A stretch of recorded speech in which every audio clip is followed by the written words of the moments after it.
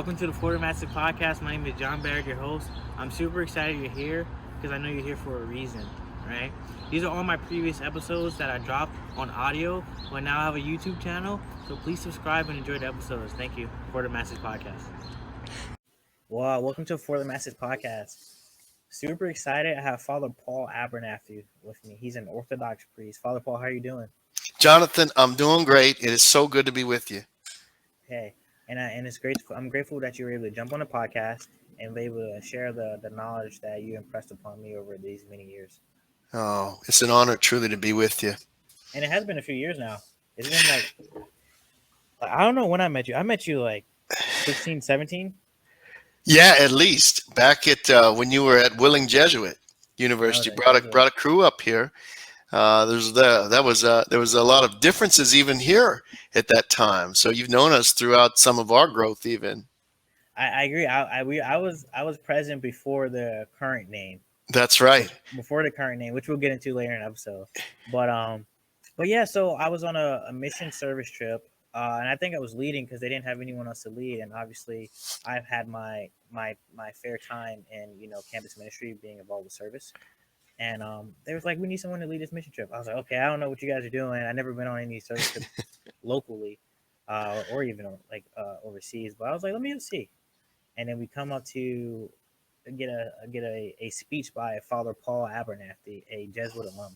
So Father Paul, like, talk about your upbringing a little bit, where you come from, and before we cross paths. Yeah, well, I grew up outside of Pittsburgh in a beautiful community, South Fayette, outside of Bridgeville.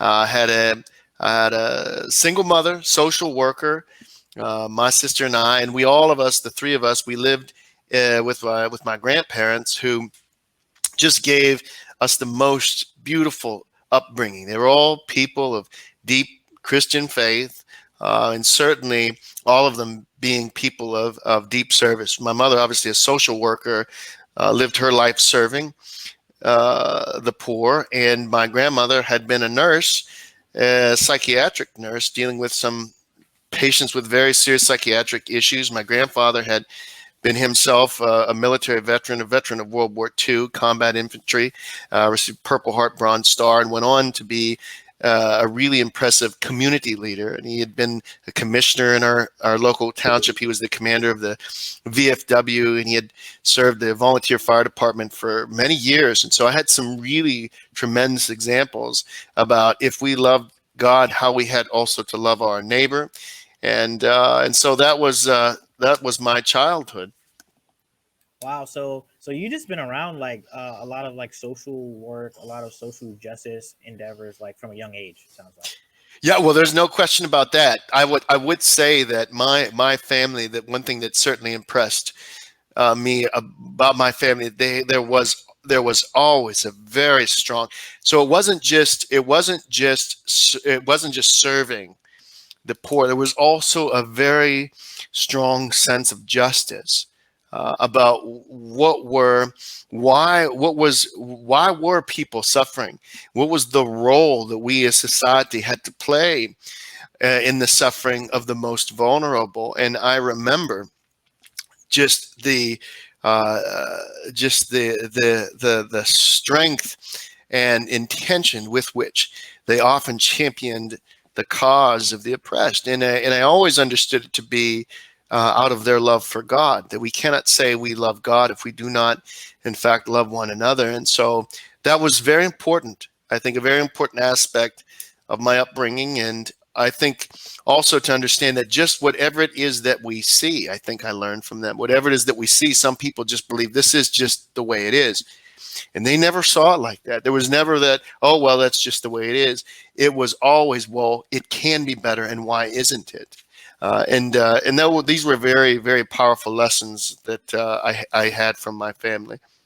No, that's awesome. It sounds like a high level of being self-aware, and I don't know where that self-awareness comes from, because I feel like my mom, and this goes back to why I think I relate to you a lot, because we have a lot of parallels that I don't know if you know, but I know, because obviously, like, I've looked into you a little bit more.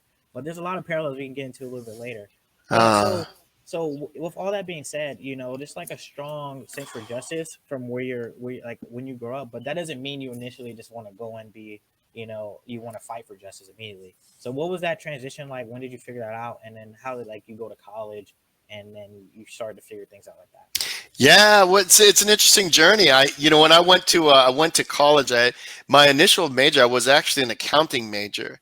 Whenever I first went to college, and I was an accounting major because I had initially wanted to be in the FBI. I had grown up watching The Untouchables with Elliot Ness. I thought that was really important work, and I thought that would be great for me to do something like that. And I knew that one of the majors that was important to them was accounting. So I actually going into college was an accounting major. My grandfather also was an accountant by trade. What was so interesting though was I ended up from the very first week I was at Wheeling Jesuit University. I ended up working at a soup kitchen with on 14th Street there in East Wheeling. And I would go on to actually do that every week. I was a Jesuit. So I did it my first week. Someone had invited me. I said, sure, I'll go. I went, one of the other students that I just met. And I went and ended up going every week throughout my college career. And what happened was there was a professor, Dr. Michael Snart, who was an international relations professor, who who also went there every week at the same time. So here I am, this accounting major, and I'm sitting there at the soup kitchen, and it just so happened that usually after the food was served, I would have the blessing of being able to wash dishes. But so too then would Dr. Snart, and it would be just he and I washing dishes. So we'd be back there washing dishes, and he had some great conversations. I really began to look up to him. And over time, he said to me, I think really you should be in international studies as opposed to accounting. And it's resonated with me, and because I was always reading the newspaper, I was very interested with what was happening overseas. My grandfather, needless to say, because of his military service, and then also my grandfather was Syrian. My father's African American. My grandfather's Syrian, had a strong awareness of the events of the Middle East. It resonated with me. So I made that shift to become an international studies major. And in that time, Dr. Snar, who was a man of deep Christian faith, also had a strong sense of justice that I think that resonated also with me because of my background. And so he exposed me.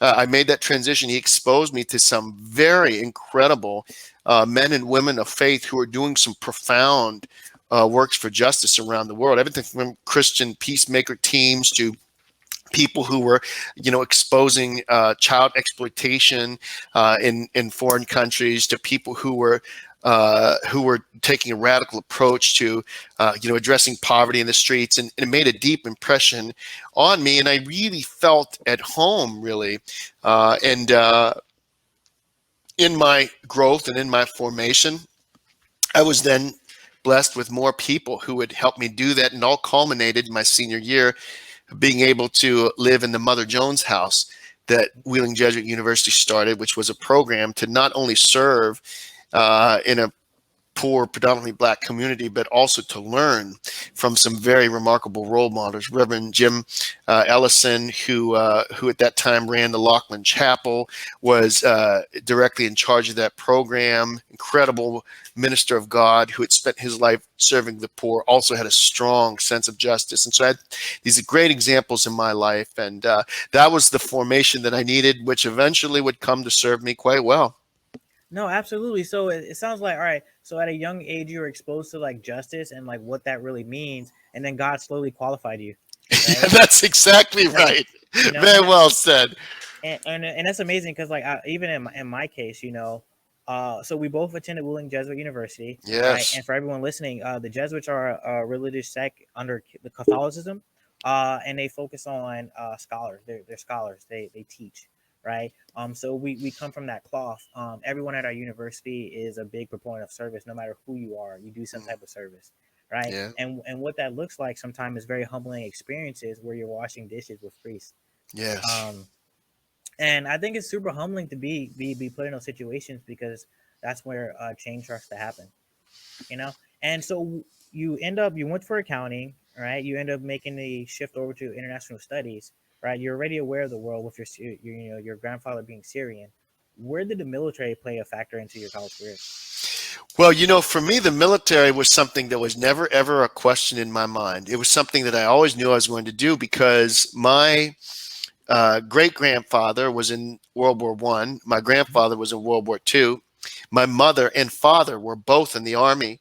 I actually was born on Fort Carson in Fort Carson, Colorado. Oh wow. I was born on because my mom and dad were both in the Army. That's where they met. That's where they were. That's where they met. They were married.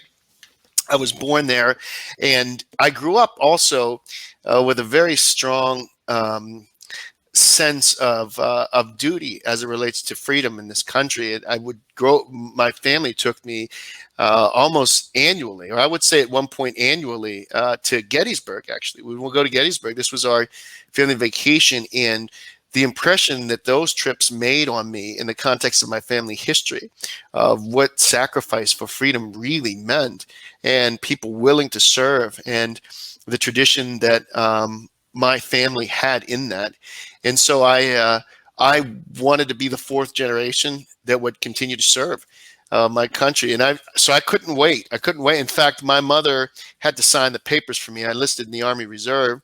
I was 17 years old. My mother signed the paper. I graduated from high school. 6 days later, I was on the plane to Fort Leonard Wood, Missouri, for basic training in AIT. And so actually, by the time I got to Jesuit, I was already in the Army Reserve. It just was. It wasn't until, of course, I graduated in 2001.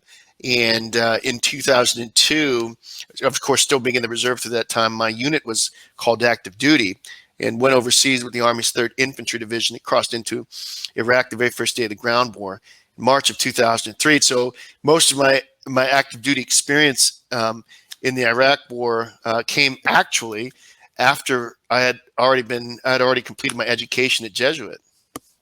Wow, and that's really insane because obviously, like me being I understand what you just said. You Yeah, basically said 2001 hit, you got called to active duty, not post invasion time. You're like first waves invasion into right. Iraq, Afghanistan. I don't want to use that word in invasion as if like it's invasive because it is, but invasion time. So immature theater. We're coming in to do some type of warfare we never took part in before. So that's huge, and definitely super impressive for a young man, still like 21, 22 years old when you went over there. Yeah, I was 23. I was 23 at the time. Yeah. 23 years. And Mhm. and like again, there was a lot of veterans still in operationally that you would directly work with that was had seen something like that. So I can only imagine. It was quite honestly, it was very surreal. I mean, I often think of people who have served since that time, and of course, once the invasion ended, having spent a year there, we got to see the campaign settle in, got to see the warfare change, got to see what the campaign eventually came to be, Yeah. and for those folks that came afterwards, the invasion itself, it's almost indescribable. It's the amount of the equipment, the logistics, the coordination, the Lord. I remember, the missiles, the artillery fire. I mean, of course, all of that would continue, but that's the level of it in the invasion was just so surreal. And what an experience. I will tell you. It's one of those things where we really get a sense of really a strong sense of duty, a strong sense of capacity, a strong sense of commitment, I think, to one another. You've got to really take care of one another in a unit. It's very obviously important in a period of time like that. And I would say that it's also a really stark reminder about what we as human beings are honestly capable of doing to one another. Because I think that sometimes we're not honest about what we can do to one another, and the battlefield reveals that horrifically and very profound in ways that you cannot ignore. So I think for me it was really powerful formation. I think it also can truly deepen one's faith, an experience like that, which is very important. Absolutely. I think any situation that you're putting the uncomfortable situation kind of does make you go back to like what you know. And like I think a lot of like us our upbringings are come from a faith background, so Mm, you do go there. But before we go forward with your story in Iraq, first of all, thank you for your service. You mm. know, Thank and you for yours. I appreciate it. But for like again, like me understanding the magnitude of like what you did in that time period, I really mean that. And like I said, it kind of makes me, sad because I understand what you had to go through to some Yeah. extent. You know. Yeah. Mm, And so like shifting back towards that again, like I relate to you on a lot because again, I'm in the service, right? A hmm. reserve component soldier Right. while going to Jesuit, also Right. involved with campus ministry, peer Right. ministry, eventually becoming a resident minister, Mm. and Father Paul prior to, that I don't know if you know this, my dad was a minister. I remember you saying that. My dad was a minister. My mom was a missionary who Wow. my grandma was she was a missionary as well, and my mom and Wow. my grandma worked together, and that's how they met my dad essentially. So Wow. amongst like heavy service oriented people from a very young age, and that's the cloth I come from. So Mm. like I don't know. So just hearing your story, I'm like, man, this sounds like my story Yeah. minus the whole war thing, right? But No, but so I met you, and I'm like, "Man, this is wild, And people tell me, hey, this guy, like, you need to talk to him. And I'm like, okay, I'll just talk. yeah. He's a priest, So Father Paul, like, enough about me. Like, going back to your story, like you're in Iraq invasion time, and you saw PTSD.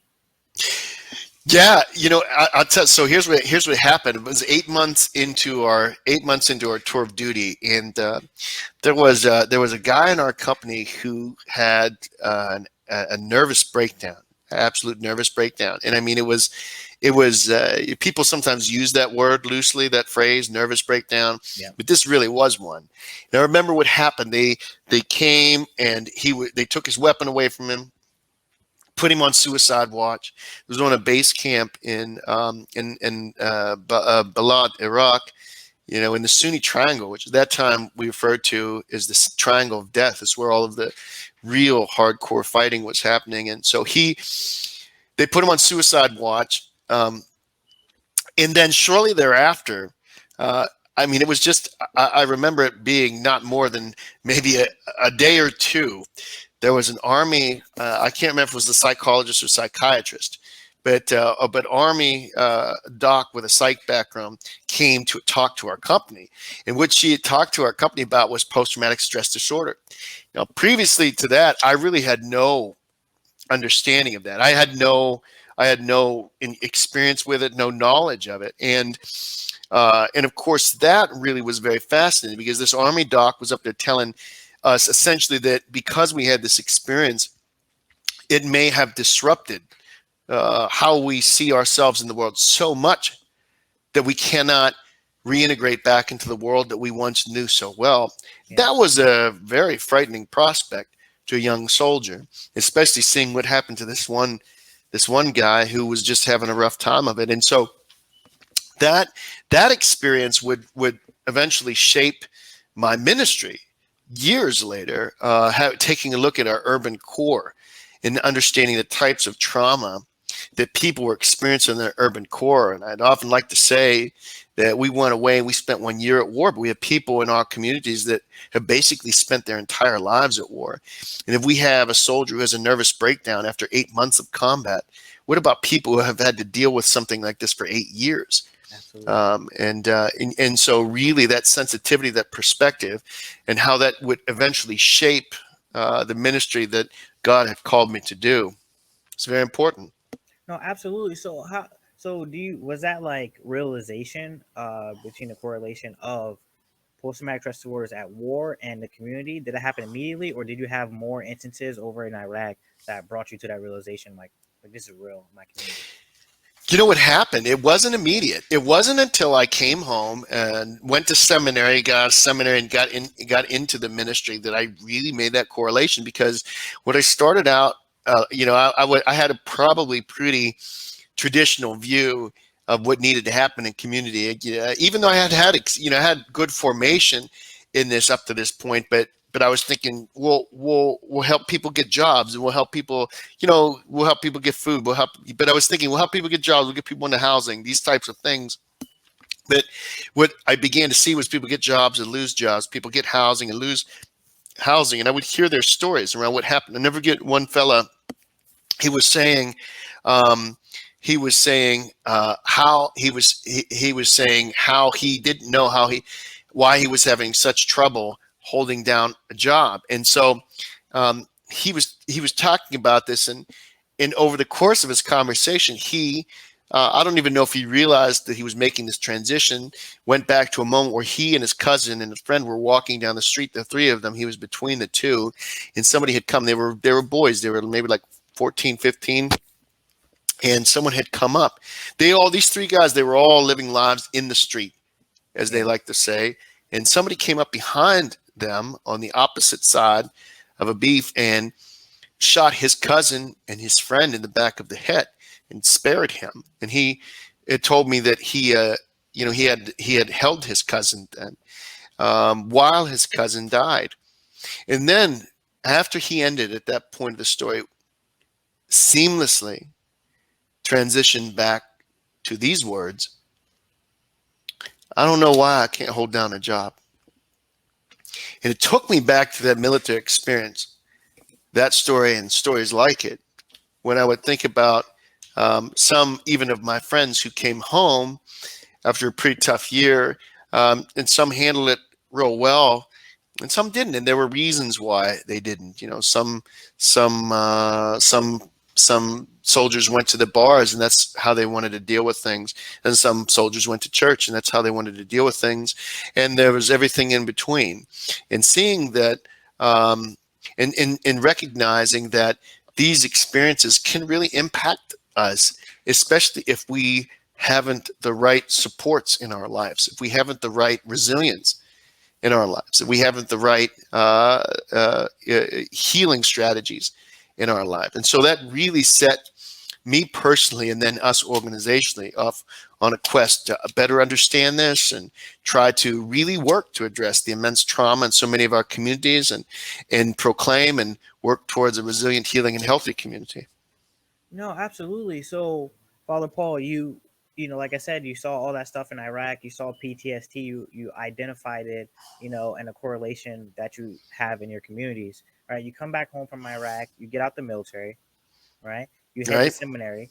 You do seminary. You start working in the community, and then you start hearing these stories. You start hearing these stories about trauma that's happening to real people and how it's impacting them later on in life.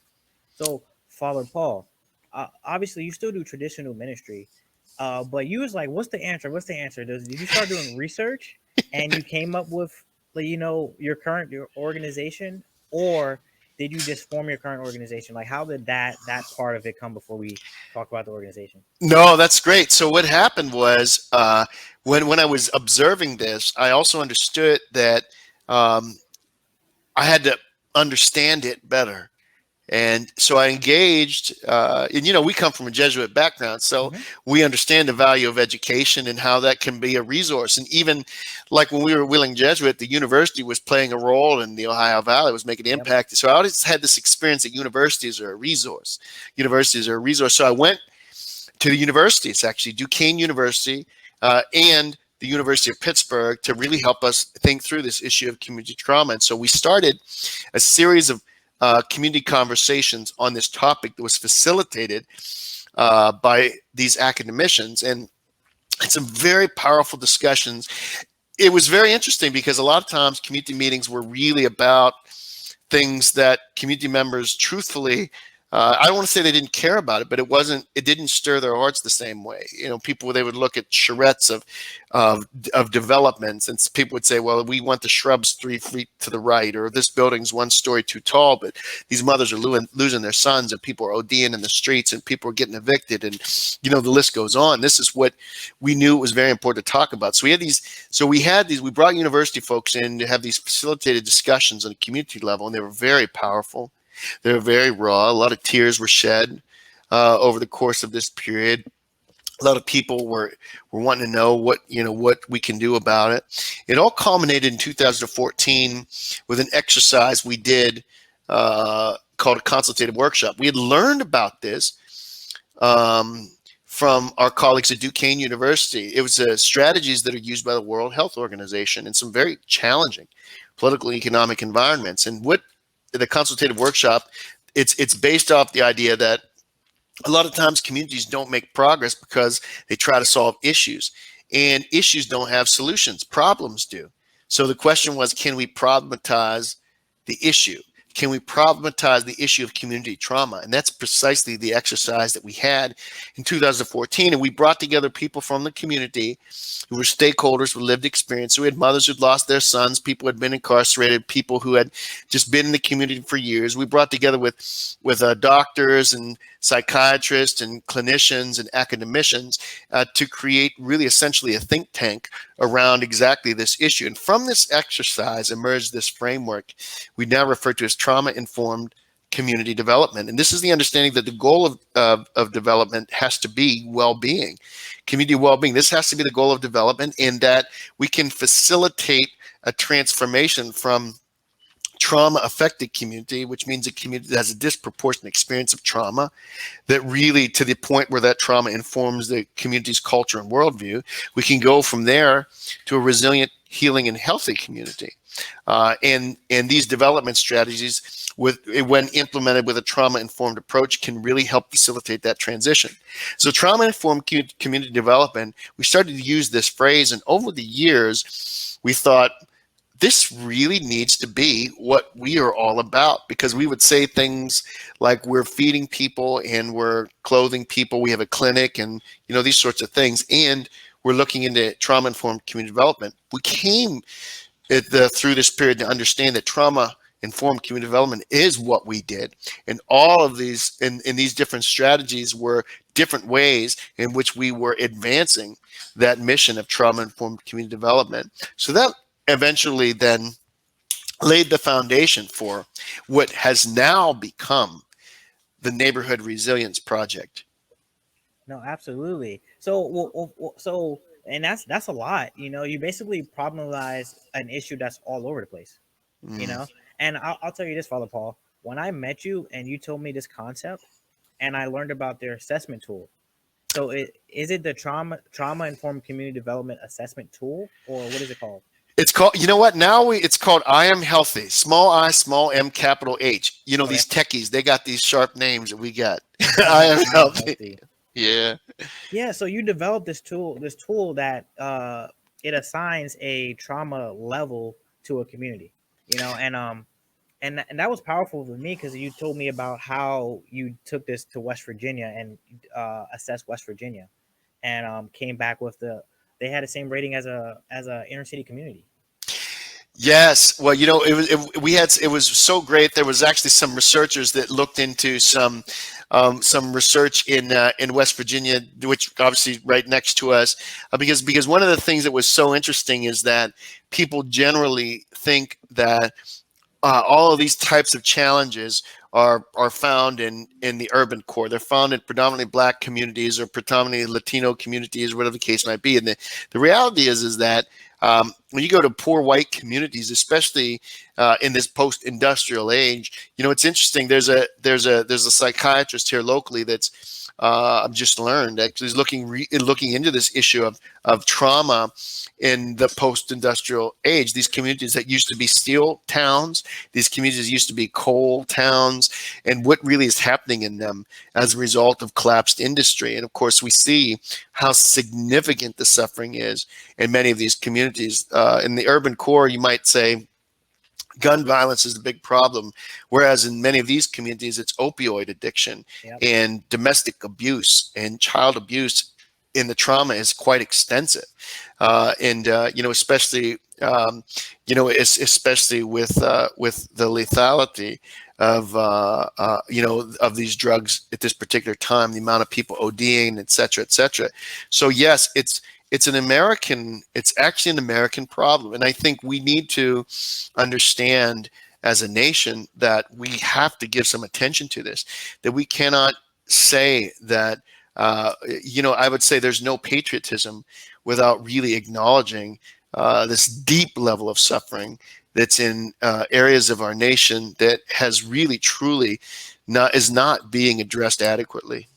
No, I agree, and like this concept was huge to me because again, I'm from an inner city environment, so it's easy to like just be in that thought process of this is happening to us because of like the type of people we are, the marginally oppressed, right? Mm, But it kind of shifted me to understanding that it's all economically driven. Like it's all economically oppression, And once I realized that, and then the trauma piece looks the same on white people as does black people, or whatever the case is, I was like, this is crazy, and we need to focus on this. So since then, obviously, I've probably booked you for events at wherever I was at over the last 4 or 5 years. right. you know That's right. in some cases 2 years, because I really believe in the work you're doing at Mm, now neighborhood resiliency, yeah. the former being Focus Pittsburgh, Right. right? Yeah. And that's big for me. So I definitely think you're doing good work. So now that you have all this in place, you have neighborhood resiliency in place. What does that look like? What does fighting trauma and inner city violence look like? Great question. So for us, we have three program areas by which we advance this mission of trauma informed community development. Three program areas are community support, health and well-being, leadership development. So firstly, we know that we have to engage people in the, like I would say, acute crisis. People who really are, there's a difference between stress and strain. Stress is sort of ongoing. It's something that is there. For example, when we were at war, there was a level of stress that was there. As you know, in the military, there's a level of stress that's there that can impact people, and it can impact people negatively if they're not prepared for that. But then that's different than strain. Strain is we just don't have the resources we need. It's not, people aren't, there's not this overlying level of stress because of a kind of condition, but there's a strain because we don't have enough money to pay our light bill. Yeah. The good thing about strain is that we can alleviate strain. We might not be able it may become very difficult to deal with stress that maybe is unseen or is caused by some very external factors. But if somebody says, I just can't pay my light bill, that's strain. We can address that. And so we understand, and that can help alleviate some of the burden for people. So we have programs that are really focused on addressing the strain, alleviating the burden in very, very tangible and rapid ways. And that's where we have these community support programs where we're looking at basic needs, food, clothing, and emergency relief, essentially, in various forms, whether it be meals for specific people, food pantry for families, or meals that we take to children on the weekends who are food insecure. That's community support is an aspect of this work. The second is health and well-being, and this is where we have firstly to understand that access to healthcare has got to be a critical component of that. So we have specifically a free health center where we see people who are uninsured and underinsured, because this is a major gap. We have people who they have insurance with Medicaid, or they have insurance with the Affordable Care Act, or with their employer. But we have some folks in between who they make just maybe a little bit much to be on Medicaid, but they don't make nearly enough to afford health insurance with the ACA, and their employers don't provide health insurance. And so we want to cover health care for people. And so we have free primary behavioral and dental care, providing medicine, lab work, procedures, testing, all at free cost. We've even had patients receive surgery for free as well through partnerships with local hospitals. But then also under health and well-being is where we also, having built some credibility with these basic needs programs, are able then to facilitate some long-term, what we call micro community interventions, where we conduct an analysis of the community. We look at areas of the community that need specific attention. We go into those communities, probe for people who are willing to help us facilitate a long-term intervention. And we have actually strategies wherein we do a year-long revitalization effort in these areas that looks at health and well-being, opportunity making, place making, and how we're engaging all of the influencers that really impact life in this community. And so along with that, also under health and well-being is where we have then a trauma response team that responds specifically to gun violence, homicides, as a result of gun violence. So being there in the first 48 hours after somebody shot and killed in the neighborhood, helping begin the healing process, helping bring stabilization to the community is very, very important. Especially now in the aftermath of COVID, when we see rising gun violence rates across the country. So that's all under health and well-being. Thirdly is leadership development, because we know you yourself, Jonathan, are a leader, and we know the importance of leadership, and these communities need leaders. The civil rights movement just didn't happen. It wasn't that people just all of a sudden got tired of Jim Crow and got tired of segregation, and just somehow came forward. The level of the infrastructure that was in place to help prepare people.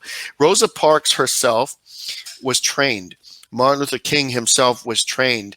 We had the freedom schools, the citizenship schools, the nonviolent training centers in Nashville, Tennessee, the Highlander Institute. This was a vast infrastructure that helped develop the leadership necessary to create positive change across Jim Crow South. And so we believe in much the same way. We have to have an infrastructure that will help train and prepare people to become agents of positive change. Leaders are made. I mean, there's people that have inherent leadership qualities, but as we know, leadership is developed over time, and so we are committed to that. So we train people to be what we call behavioral health community organizers. They're trained to implement these long-term interventions. We train people as trauma responders, how we're going to respond to violence in the community. We train people as now community health deputies, how to respond to COVID, and what we do now with the vaccine rollout. We train people as part of these long-term micro-community interventions to be essentially block leaders and co-chairs and team leaders to help drive forward these development plans that are the vision of this community. And lastly, we've trained cohorts from around the country in this broader trauma-informed community development framework. People from cohorts from Sarasota, Florida, Richmond, Petersburg, Virginia, New Britain, Connecticut, Kansas City, Missouri, and other places as well. And so when we say community support, health and well-being, and leadership development, for us that translates to engage, heal, empower. And that is the arc of transformation for us in trauma-informed community development. Once we engage the person addressing the acute crisis, then we begin to heal. And as people begin to heal, we help develop them into leaders.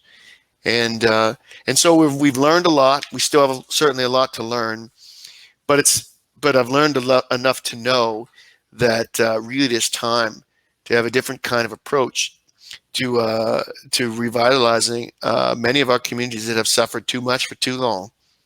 No, I agree. That's amazing. That's amazing. It sounds like you guys nailed down like what it is you do, and I know you do a lot because I've been there a few times, and I saw like people getting dental work. I saw the I was like, but he's an Orthodox priest. You got church on the bottom, right? So I was like trying to understand, So I know it's definitely noble work, and I'm glad you guys are starting to like definitely find that niche.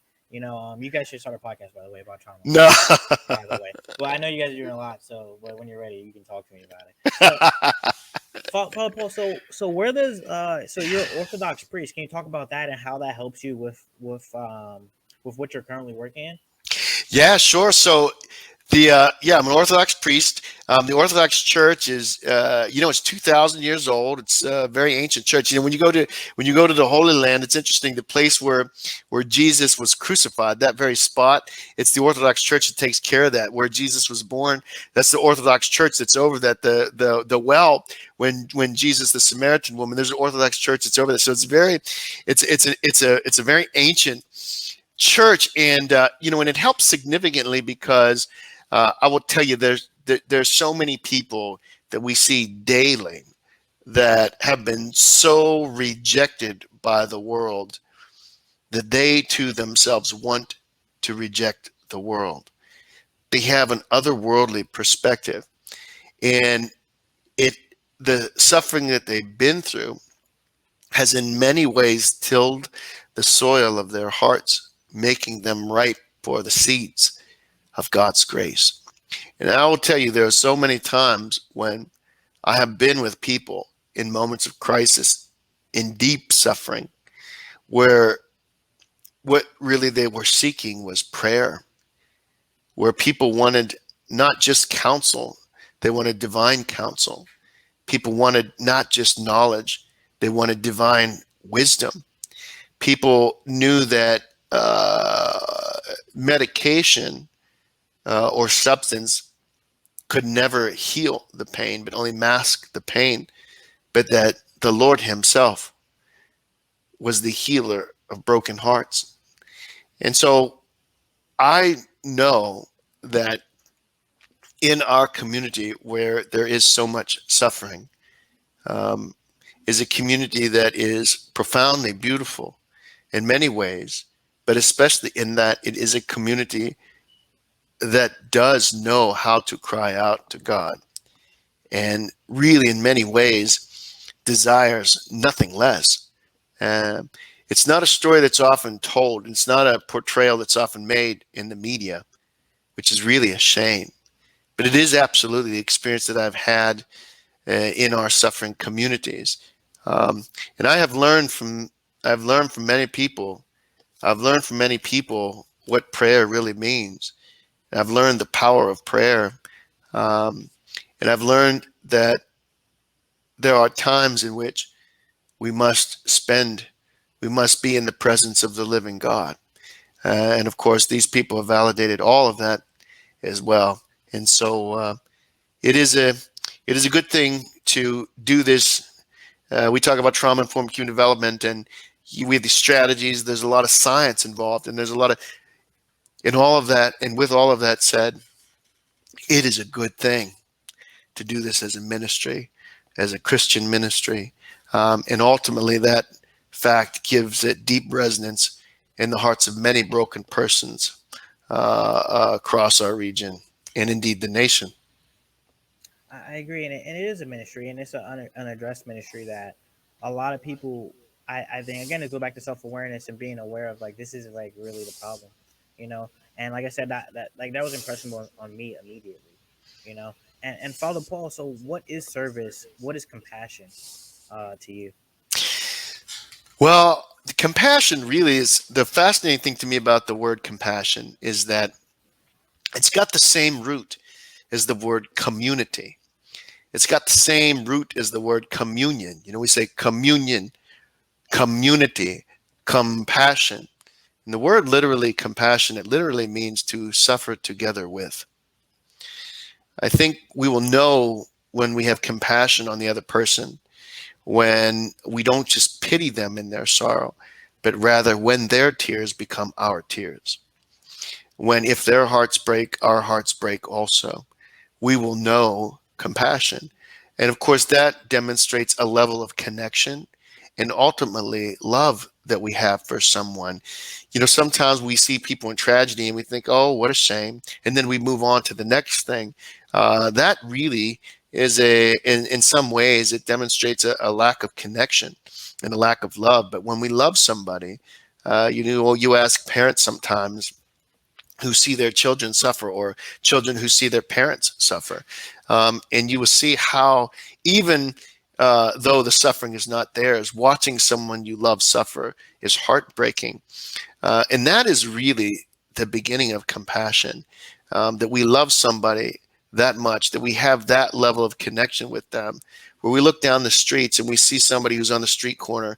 Um, Maybe they're a prostitute, maybe it's dealing drugs, maybe they're high or whatever the case might be. But the only thing that happens is that our heart breaks for them because we recognize the suffering and the pain in their life.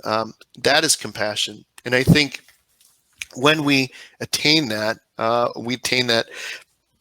through love, through connection. When we attain that, we really then are able to serve in very profound ways.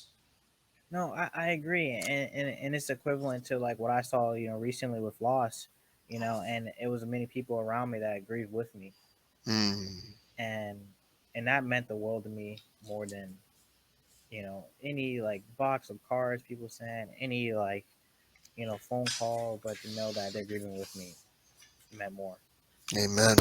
you know. So Father Paul, like you know, and obviously like your work, and then into your spiritual like what's sort of like your spiritual calling, you know, how can people support you? Oh, How can they support focus? That's focus Pittsburgh. yeah. Neighborhood resiliency. How can they be of service? Thank you for asking that, Jonathan. Like all things in the digital age, you can certainly catch us online. Our website is neighborhoodresilience.org. And of course, on our website, there is a place that you can click Get Involved. We're always looking for volunteers, whether it be for our trauma response team, that's primarily volunteers, community health deputies, people who sometimes they're not from here, but they come in here to spend a week and serve. There's always ways to volunteer. Sometimes it's a one-off, sometimes it's more long-term. Financial assistance is certainly always appreciated, and even the opportunity to for invitations to speak, for people to learn, for people to really explore some of these issues in a more complex way, are all ways that people can get involved. So I encourage people to go to the website neighborhoodresilience.org. You can like us on Facebook. We have a Facebook page, and follow us on Twitter. And I will tell you, and reach out. We love to talk to people. We love to engage in dialogue. We love to have conversations about how we can work together to make things better, for sure. Oh, absolutely. And Father Paul, do you have any like personal like brand stuff, like website? Do you have your own website? I know you have a TED Talk for TED Talk Pittsburgh. Like anywhere else people can catch you? I don't have a personal website. There is the TED Talk out there that's, which is also, you'll find on our website about trauma-informed community development. And I suppose in this online age, I pop up in different ways at different Yeah. times, but no personal website. Okay. No, no. Well, Father Paul, I appreciate you reaching out and well, like replying to me and like getting you on a podcast. And I would say next, like, what's the commission that you leave with everyone? Like, what do you want at least one person to take away from this? Over the course of this last year, we have endured a great deal together.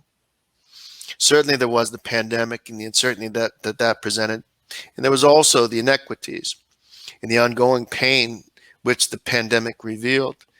At one point, we watched cities across our nation burn from sea to shining sea, and many Americans began to question who they were and even who we were. What I would want people to walk away with is a deep understanding that this past year has given us not only the opportunity of a lifetime, it has given us the opportunity of many generations. Life as we knew it going into the pandemic was severely disrupted, and this disruption has created for us an opportunity to do something new in ways that we could never have before imagined. Seize this moment. Leverage your goodwill. Purify your hearts. Prepare yourselves for the struggle and take bold steps to build a new future.